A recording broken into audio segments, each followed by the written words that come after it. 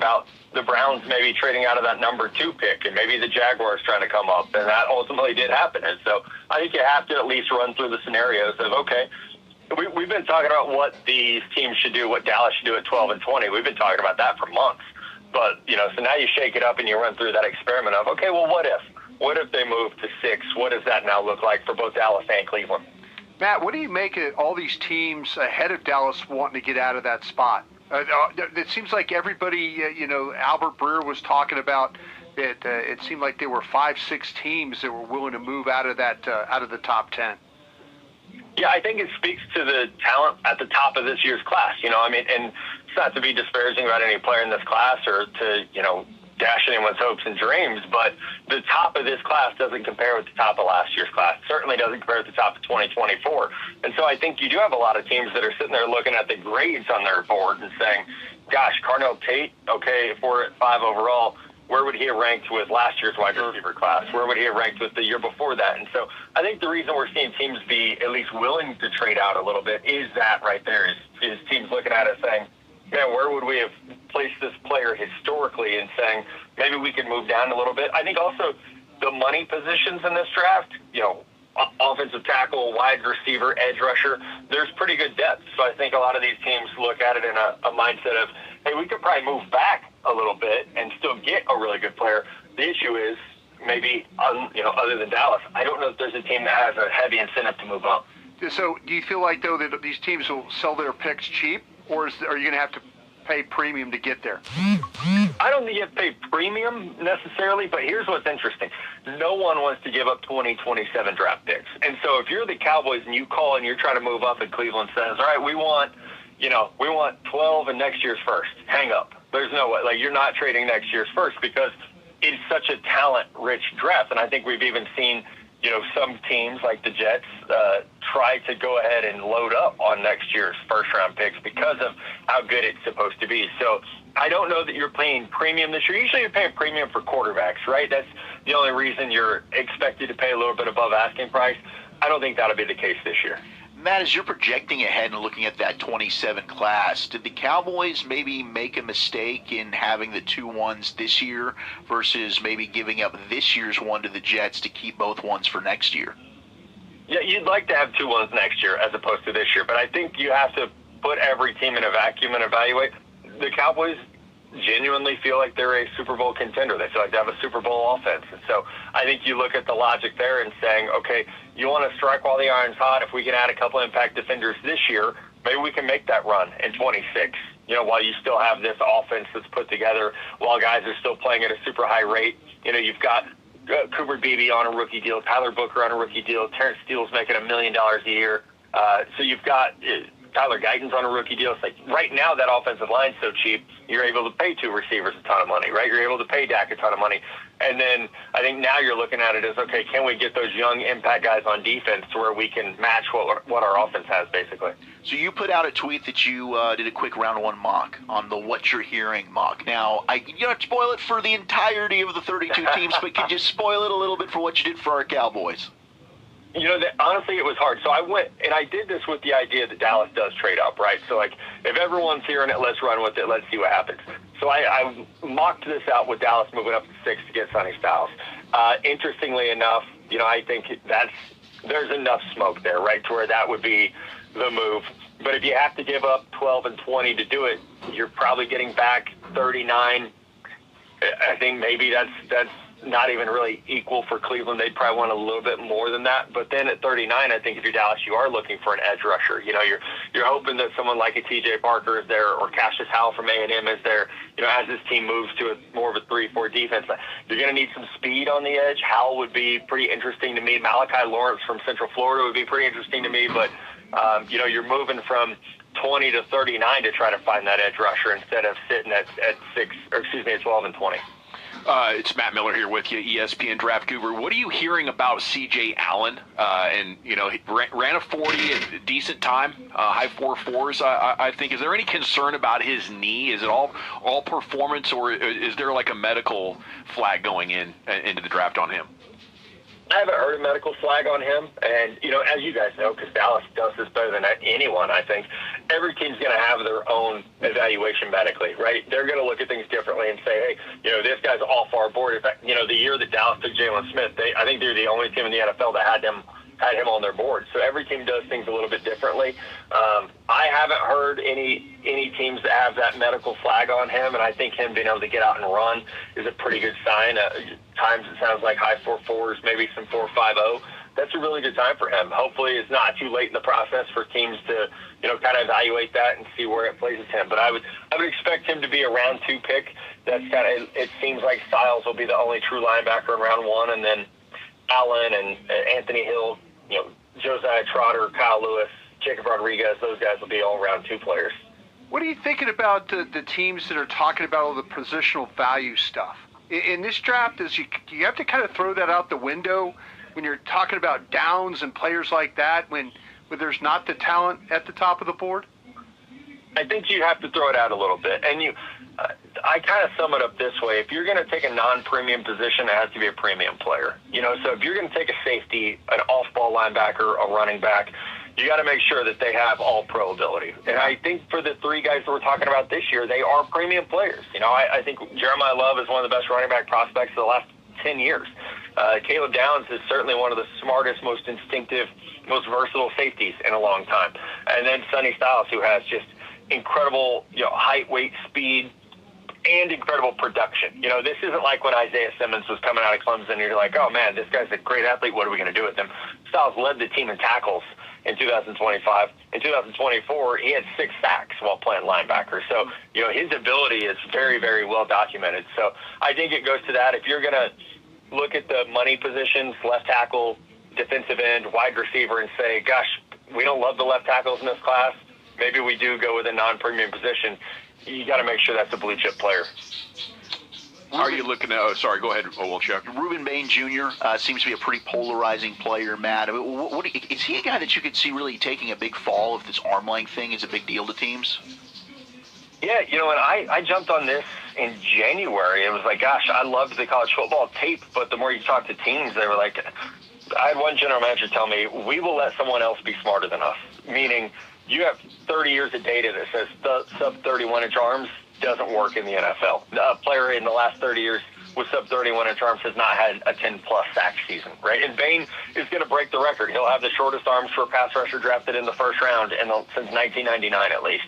So he's already going to break that record. So are you going to bet that he's going to break, 30 years of data that says not to draft these, or that these guys drafted in round 1 aren't going to have the production, or drafted anywhere aren't going to have production with sub 31-inch arms? So I love Ruben Bain's tape. I mean, I think you can make the argument he was the best player in college football down the stretch last year. But I think you would be arrogant to ignore data, right? That's why we have it. And your job is to try to marry film with analytics. And I think you can look at the film and say, are there times the short arms pop up? Yep, it does. It shows up at times. Thankfully, he has great leverage. He has great strength. He has, a good lower body base and able to drive guys, and he can lock out on the edge. But if you're drafting him expecting a 12-sack guy, that's just not who he is. That's not. The data says he's not going to be that in the NFL. It's Matt Miller, ESPN, with you here on The Fan. How do you look at this running back class after Javonte Williams? The Cowboys don't have a lot of proven production in that running back room. If they wanted to do something in the 4th or 5th round, who would be the players that you'd like there? Yeah, this running back class is weak at the top. I mean, Love's going to go very early. His teammate, Jadaria Price, is going to go fairly early. Maybe even, I know Kuiper had him going 32 overall today to Seattle. I think Mike Washington Jr. from Arkansas is probably the next guy off the board and likely goes somewhere in that late 2, early 3 range. Round 3 guys, this is where the drop-off happens. Maybe Jonah Coleman from Washington, Emmett Johnson from Nebraska, who didn't have a great 40 time, but he's still elusive. Nick Singleton from Penn State.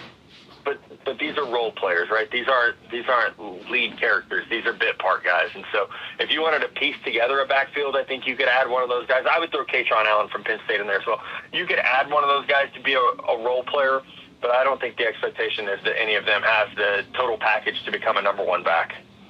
Well, thank you, Matt. Terrific work. As always, enjoy the draft, and we'll look forward to chatting with you next time.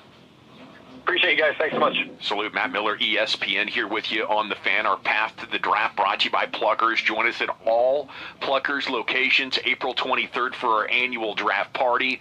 We have the top priority for the Cowboys defense at the draft coming up. Stephen Jones talked about that. Football's finest coming up here at the top of the hour. And we're back with you here on The Fan.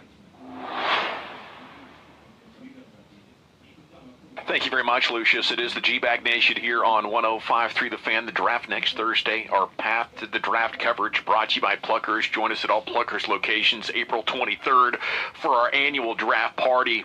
The Beast is out on the Athletic, Dane Brugler's annual NFL draft preview, and Dane joins us now here to talk about all the angles. Good afternoon, Dane. How the heck are you? Good afternoon, gentlemen. How are we doing? Doing wonderful. Enjoying all your content. Perusing the Beast. Got to start with, maybe the biggest Cowboys storyline or rumor going into the draft. How sure are you that the Cowboys and Browns have a trade that'll get done next Thursday night? I wouldn't put it at any type of confidence level. It's more about understanding that the Cowboys are in position to be aggressive, and we know the Browns are always willing to move. And so, obviously the Cowboys aren't going to tell me what they're going to do. But when you talk to other people around the league, they feel like the Cowboys are in a position to maybe go get the guy. If they have their eye on somebody, whether that's Sonny Styles, one of these pass rushers, Caleb Downs, they have the ammo to do it. And I think there's a good chance we see at least one trade in the top 10, and the Cowboys are kind of that team that other teams feel like could make the most sense to go and make it happen. So if you're trying to go up to 6, how good of an idea do you have of what the top 5 picks are going to be right now? I wouldn't say that we have a high confidence level. And just a week out, obviously we know that a quarterback will be 1, and then at 2 is going to be an edge rusher. And then the Cardinals at 3 become a little bit of a conversation. Do they go the right tackle, or do they go with the edge rusher that doesn't go at number 2? And let's just say it's the edge rusher, then all of a sudden 4 and 5 become pivot points in the top 10, with Tennessee at 4, Giants at 5. You think about the Titans and Robert Saleh, and he had Fred Warner in San Francisco. Does that mean that he would lean towards a guy like Sonny Styles, and what that could mean for that Titans defense? Would they go with Ruben Bain there? We know they want a full stable of pass rushers. Or would they go with the most explosive offensive weapon in the draft, with that being Jeremiah Love? And so then with the Giants, John Harbaugh, this is a John Harbaugh pick. But John Harbaugh, he's not an offensive guy. He's not a defensive guy. He's a CEO type of head coach. And over his time in Baltimore, they were all over the place in terms of where they went in the first round. They drafted a safety 3 times in the first round over his tenure in Baltimore. So I don't think there's anything that we can point to say, yeah, they're definitely going to go offensive line here, definitely going to go with Love if he's there, definitely going to go with Styles or Downs. Those picks 4 and 5 really are a little unpredictable at this point. When you're going through your mock scenarios, how much does what the Giants do at 5, depending on if they take Downs or Styles, impact in your thinking what the Cowboys would do moving up to 6? Is it we'll take whichever of those players they don't, or is it specifically a Sonny Styles thing for them to move up? Yeah, I think that's a good question because obviously I think they would feel good about either of those guys, but it's a lot to move up. If we're talking about giving up that they are both first-round picks, and obviously getting back that second is a big part of it. They don't currently have that second-round pick, so getting back into the second round, the player you draft at 20, probably the grade's not all that different than who you're going to get at 39, and so that's a key part of it. But you're still, it's an aggressive move. So do they have a similar grade on Styles as they do Downs? Potentially. I think if one of those pass rushers were to get there, I think that also changes the math because I think that's something that they'd also be interested in. So I think there are several players on the board that they could be aggressive, and maybe it's not the Browns. Maybe they move up, with the Chiefs at 9, or if Styles has gone at 4. Say to the Titans, maybe instead of making that move up to 6, maybe they make more of a short move up to 9 with the Chiefs, where they look to get whether that's Bain or whether that's Caleb Downs, and so maybe it changes the trade and how they go, how aggressive they're willing to be. But that's something obviously we're still trying to figure out at this point. Dane, who are teams having the most problems with right now getting a handle on, Bain or McCoy? Yeah, both, right? I mean, I think if you're gonna have a list of the biggest wild cards in the first round, obviously Ty Simpson's in there.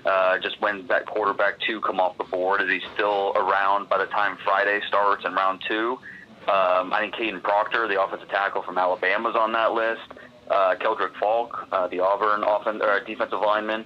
But then also the 2 guys you mentioned, I think, are on there as well. And with Jermon McCoy, it just comes down to each team's appetite for risk, right? In terms of that knee, and not having the 2025 tape is obviously not ideal, but you love the 2024 tape. So we feel good about that. But if we're worried at all about long-term and that knee, that's the type of thing that throws a wrench into everything. And, for some teams, he won't be on the board. For other teams, they might be willing to take that risk at a certain point in the first round. But I don't think it's going to be Dallas. I know that's been widely reported, and I think that makes a lot of sense. Dane Brugler with the Show 105.3 The Fan. Bain in the arm length.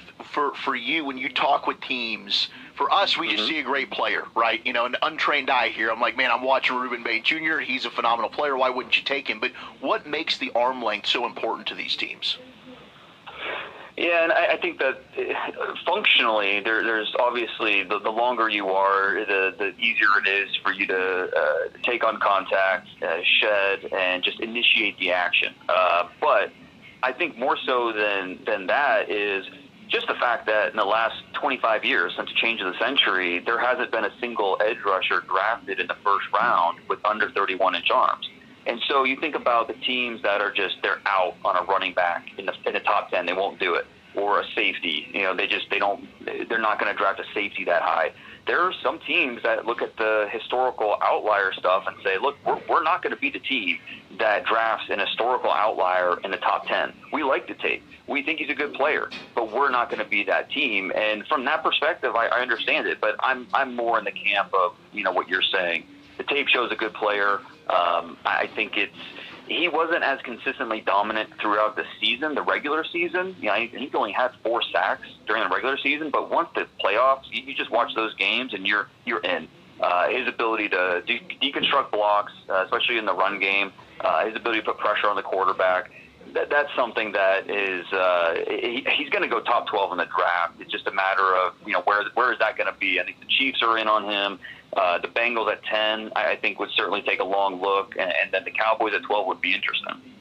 Dane, when you think about the Cowboys' nickel position and Christian Parker and this hybrid stuff, are you thinking more of like a safety who can cover well, or a true nickel corner who maybe can be physical and play in the run and do some of those things?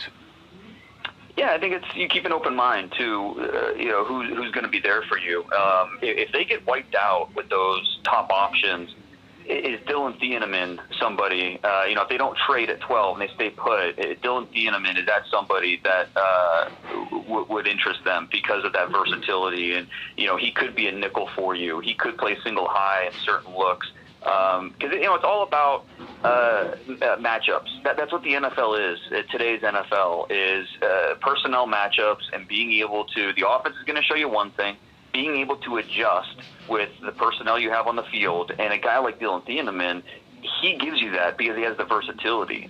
One snap he can be one thing, and the next snap he can be another. And not only do you have to have the athletic ability, but also the mental capacity to have that type of role. And I think teams believe he can do that. So now in my 7-round mock that came out today on The Athletic, in that trade that I had them in the second round at 39 going Trayton Stukes. And he's more of that nickel who, you throw in the Arizona tape, and that's what he did. Now he has experience at outside corner. He has experience at safety.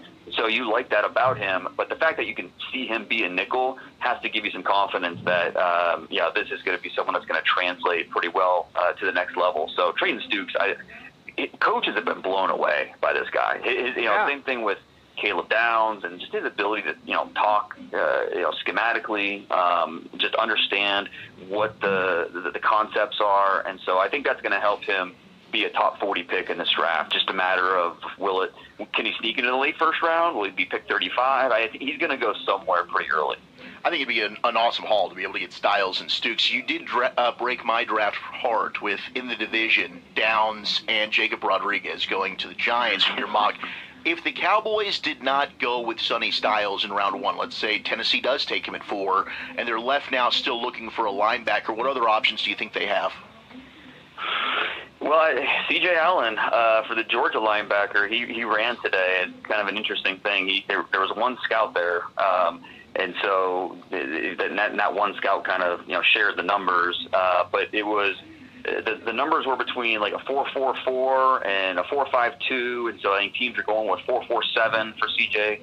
And that's a good number for him. That's the hearing from teams, they think he has an outside shot of getting into the first round. So think about this linebacker. Is a linebacker 2 going to go in the first round? Could it be Jacob Rodriguez? Could it be C.J. Allen? And there's a chance one of those 2 could get in there. Could they go as high as 20? I think that'd be a little surprising. But at the same time, like we said before, the grade you have on the player at 20 isn't all that different than who you have at 40. And so I think there's room for some volatility in those final 12 picks of the first round, just because I don't think teams are going to be worried about the quote-unquote reach at that point, because grades are going to be so similar. Yeah, we're wrapping up with Dane Brugler here on the fan. Sorry, yeah, no problem. The times I did have on Allen, I hit 233 pounds, Dane, 162 in the 10, 271 in the 20, and 447, as you said, in the 40. They had some other times of a 4.50 and a 4.49 were the other times that they had on Allen as well. Dane, who's the biggest reach going to be in the first round of this draft? It might be Ty Simpson. Do we get an Aaron Rodgers decision before next Thursday night? If we do, and maybe if he is done, do the Steelers, does Ty Simpson become more of a discussion point for them at pick 21? I think that's certainly on the table. But like I said, because the grades are going to be so similar in the back half of round 1, I do think we could see a surprise at that point. And whether that's like Peter Woods, for example, the defensive tackle from Clemson, who, if you grade to the flashes, I get it. Yeah. But at the same time, the body of work just does not say first round. But this is also a light defensive tackle class, and it'd be pretty surprising if we went the entire first round without a defensive tackle. So does the Bears at 25 or one of these teams in the back half of round 1 need a tackle that badly that they reach a little bit to get that first tackle? And is it Peter Woods? That'd be interesting. Dane, is the one position group, at least initially, that people don't have a great handle on is wide receiver? Are you finding that everybody's board is a little bit different on first-round grades on wide receivers? Yeah, and I think it's not necessarily that not having a handle. It's more just, I learned this from you, bro. It's ice cream flavors, right? Yeah. It's just all these guys offer something a little bit different. If you want more of the outside receiver, then maybe you're not going to lean towards Mekhi Lemon. Or how do you feel about the durability with Jordan Tyson? Mm-hmm. Denzel Boston, is he an X or is he a big slot? Like, just every team has a little bit of a different opinion about how these receivers project at the next level. But these guys are going to go, and it's partly because of the contracts being heated out right now at wide receiver. Obviously, the Cowboys got 2 of them earning a lot of money. Alec Pierce, no disrespect to him, go get as much as you can. But the idea of a rookie on that rookie receiver on a rookie deal looks awfully appealing to a lot of teams, and so that's why these guys are going to get snatched up quickly. Dane Brugler here with you on the fan. By the way, a fun thought in Pittsburgh is that maybe Aaron Rodgers would announce his return at the draft. Like, hey, I'm Aaron Rodgers. I'm coming back, and here's the 21st pick in the NFL draft with the Steelers and everything. Just something to look for. But Dane, even better if he announced Ty Simpson too. Awesome! Wow, that would be something. Hey, what is Keldrick Falk's most likely role as a player? I'm trying to get prepared for the possibility the Cowboys take him. How much do you think he would help the Cowboys need to get pressure off the edge? Yeah, look, you're dealing with a guy that's 6'6", 275 pounds, almost 35-inch arms, 21 years old, and what he was asked to do at Auburn, where playing in a 3-man front, a lot of 4-eye, 5 technique, wasn't asked to just scream off the edge, and so I think that's explains why the backfield production wasn't greater.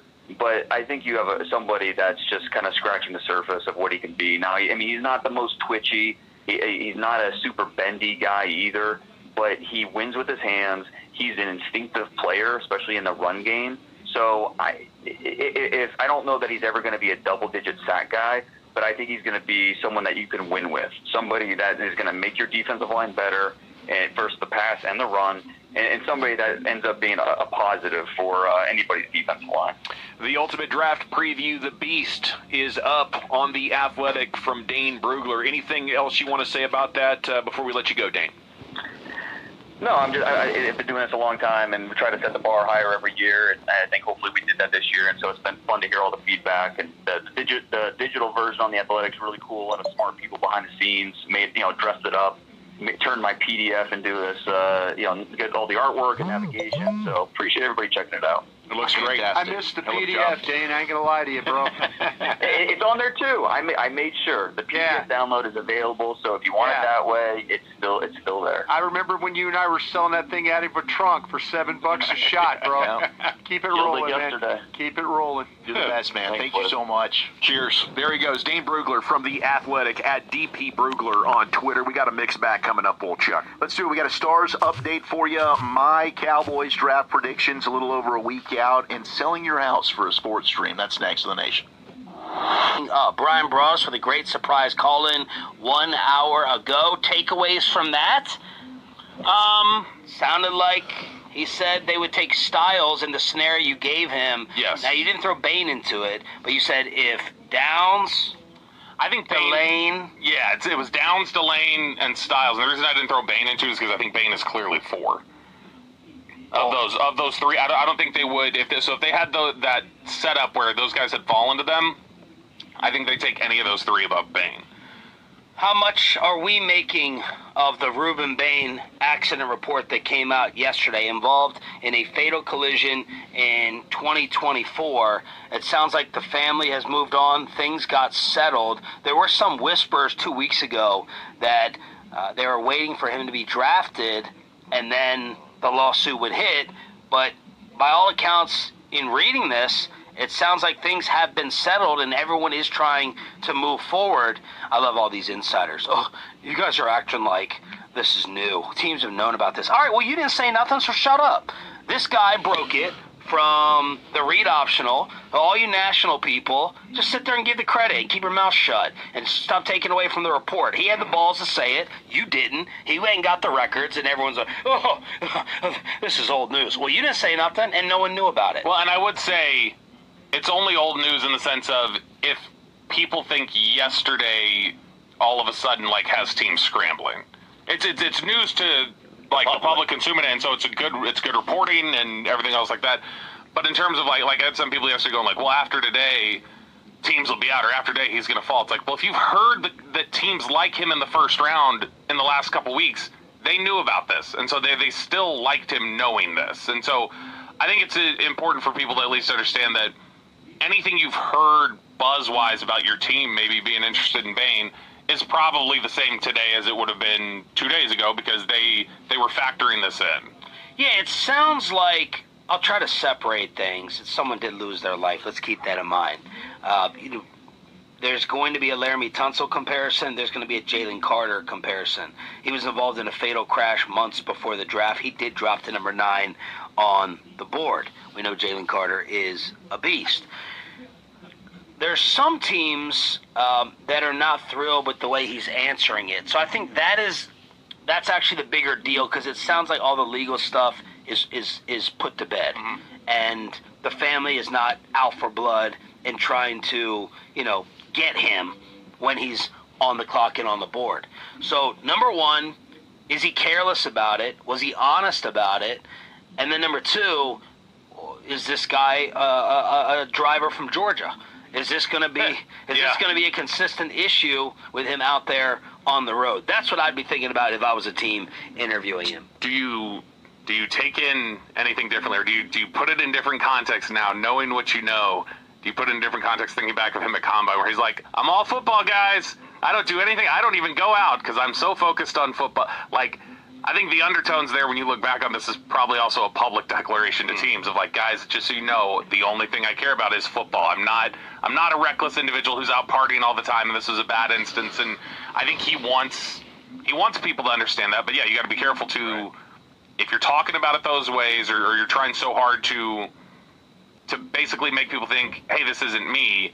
You got to be very careful about being dismissive of it when you talk to teams, and I think that's what he would run the risk of. I mean, the hope is that this is one of those. I mean, that he learned his lesson. This is now why he doesn't go out, right? Maybe there's possible, but people have gotten DUIs and don't even drive again. I will say, I'm done. This explains, I think, because there was part of this report is that Nigel Kelly, who was at Miami at the time, was in the car. And he ended up transferring a month later to UCF. And I think that explains some things when you see the Cowboys, for instance, have visited Nigel Kelly. It wouldn't surprise me if they're trying to get answers about, hey, what went on with you in that situation in Miami? 0 to 10 impact you think this will have on him throughout the league? 10 being red flag. Let's say a 2. No, a 5.